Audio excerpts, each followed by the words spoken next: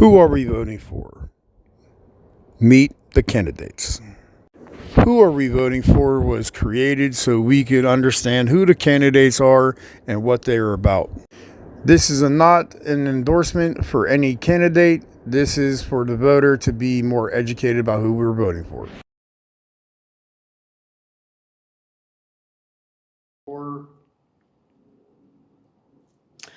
Hi, my name is Erikka Grayson, and I am the Director of Community and Engagement with the Early Excellence Project. Not originally from Pittsburgh, I'm from Washington, D.C., where I grew up from birth all the way up to 18 years old. I'm an only child to Denise and Eric Watkins. Growing up, I played the cello from the age 6 all the way up to 21. I was a classically trained cellist, and we did international tours. We went to Austria, Germany, South Africa, Japan, and we toured all in those countries for about 2 or 3 weeks for each of those countries. Once I graduated from high school, I came to Pittsburgh to continue my studies at the University of Pittsburgh, where I got my bachelor's degree in health information management. After graduation, I decided to stay in Pittsburgh because Pittsburgh was a little cheaper than moving back home. And thank God that I did, because then I met my now husband, Grayson Jr. We bought a house in the Hill District, and from there I went to go get my master's degree from Point Park University. We will be married almost 12 years this year. We have 3 children together. My oldest is a rising junior at Livingstone College in North Carolina, where she just became a Delta in the sorority that I am currently in now. I have a 9-year-old who goes to Pittsburgh Montessori. He is a raving student. He's great in school. He recently got into the gifted program, and he just does very, very well. My 4-year-old is a preschooler at Pittsburgh Montessori as well. I go to Wesley Center AME Zion Church that is also in the Hill District. Things that I like to do, I have a mom influencer account on Instagram and TikTok. It's called Bomb Moms, where I do and have conversations with other moms to talk about the journey of motherhood. I wouldn't call myself an influencer, but I would just call myself a mom of the community. I love to talk to moms and kind of understand the journeys that we kind of all go through, whether it's similar or different. Everybody goes through a different journey of motherhood.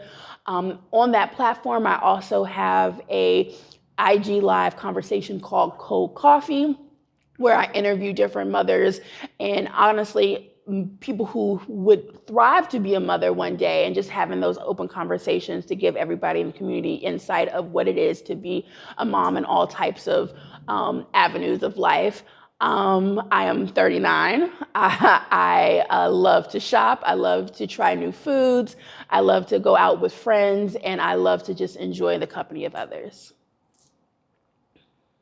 So what I will say is, in my everyday career, prior to me being a community and engagement director with Early Excellence Project, I worked as a product and project manager with UPMC and Geisinger Healthcare, where in those skill sets and in that job description, you have to be able to listen intently, be able to get detailed information in order to either solve an issue or create a new project, as you could say. And I was able to do that for 14 years in different aspects with the companies that I worked for. So I find myself really capable of being able to see issues and solve them effectively in order to make the company a better place to work for.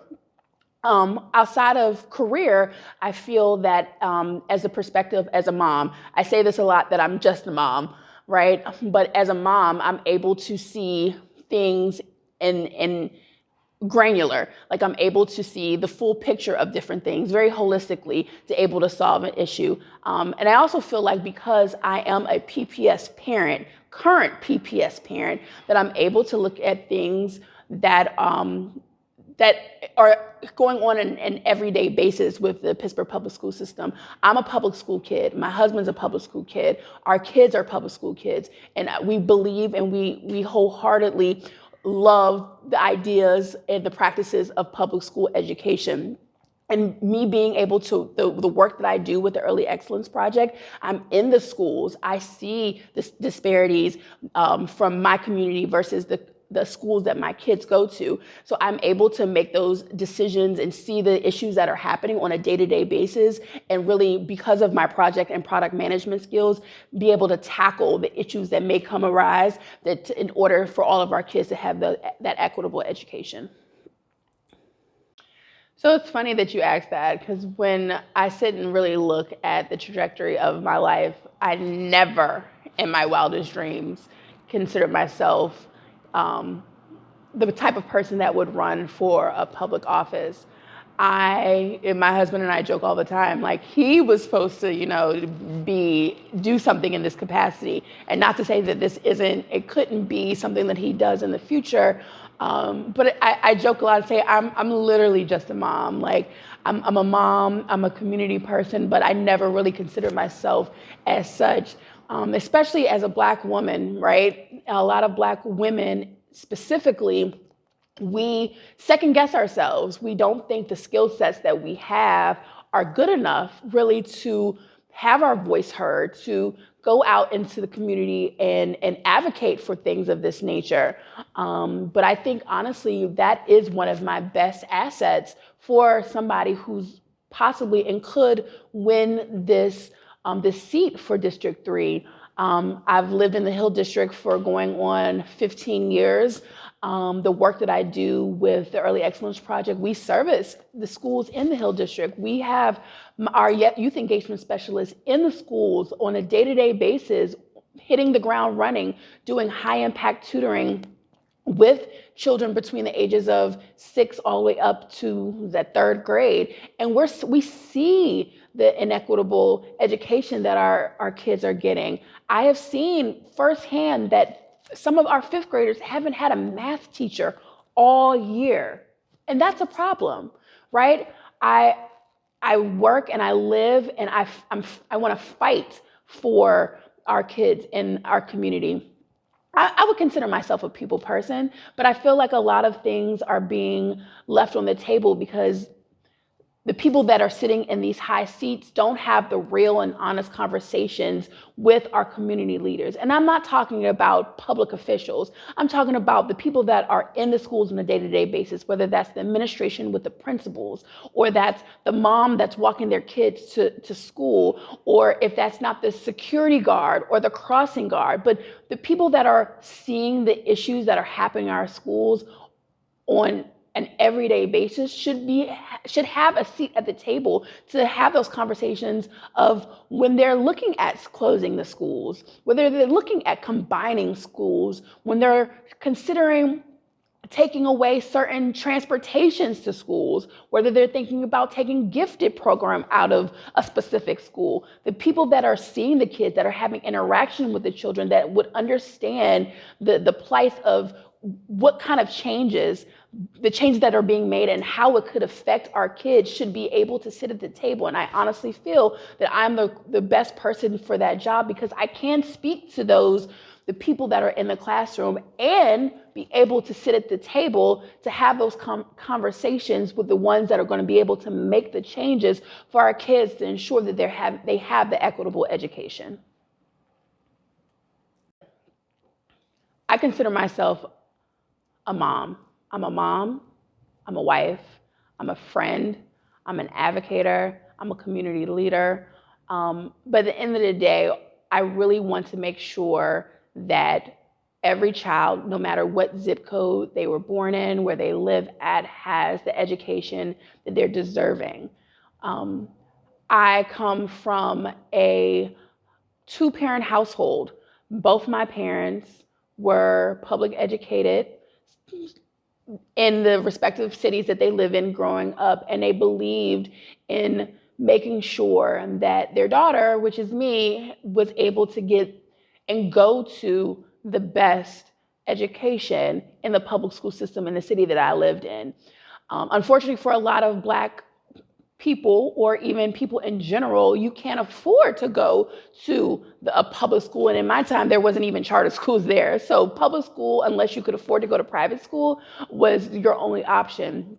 And that should not dictate the type of education that you get. You should, as a person of color, of any person of any color and race and background, should get equitable education in a public school setting.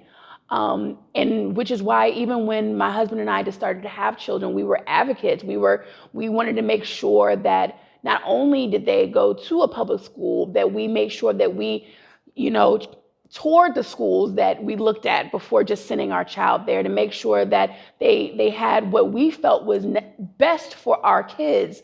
So I laugh about it, that when I had my first son, like, I made my husband go to every tour with me. Like, we went to all the preschools. We went and made sure we met the teachers and really asked those in-depth questions to make sure that the school that we finally decided on was a good fit for my child.